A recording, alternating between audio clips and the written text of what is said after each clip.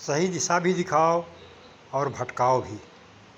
ये पता नहीं चलता है कि उद्देश्य क्या है। जब आप सही रास्ते बतला रहे हैं तो फिर भटकने के लिए क्यों सिखला रहे हैं? भटकने वाली बात क्यों दे रहे हैं समाज को? इससे तो समाज दिशाहीन हो रहा है, हुआ है, होता रहेगा। समाज असमंजस की स्थिति में रहेगा, किसको मानूं, किसको ना मानूं। अतः आप एक रास्ता दिखाएं जो आगे की ओर साफ झलके नज़र आए। ऐसा ना कि कभी आगे चले और कहीं पीछे की ओर देखना सिखलाएं। पीछे की ओर देखना सिखलाएंगे तो अवश्य गड्ढे में गिरेगा।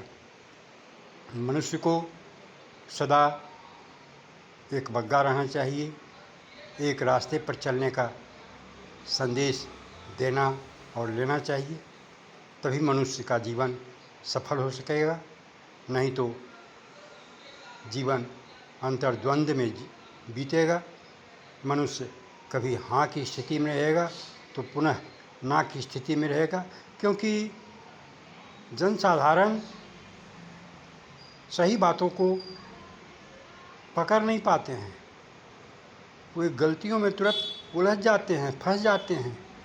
आप जरा सा गलती की ओर ले जाएंगे, दूसरा धर्म विरोधी उसे बहुत दूर तक खींच कर ले जाएगा। आप चिल्लाते रह जाएंगे, क्या हो गया, क्या हो गया। फिर वह रास्ते पर नहीं आएगा, क्योंकि आपने असमंजस की स्थिति तैयार की थी।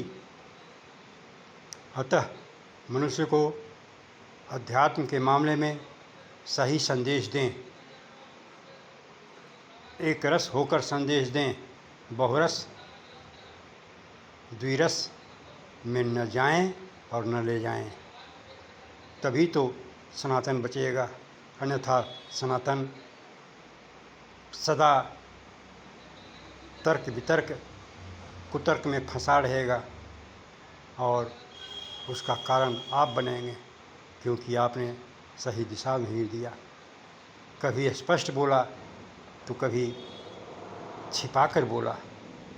आखिर आपने क्या बोला, क्या बताया? हो सकता है आप सही बता रहे हों, सही समझ रहे हों, पर जनसाधारण तो आपकी वाणी से ही दिग्भ्रमित हो रहे हैं। तभी तो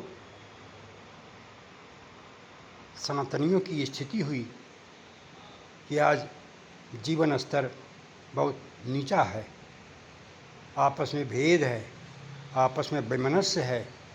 धर्म करते हुए भी धर्म को समझ नहीं पा रहे हैं और मंदिर जाकर धर्म करने का स्वांग करते हैं तो घर आकर धर्म को भूल जाते हैं।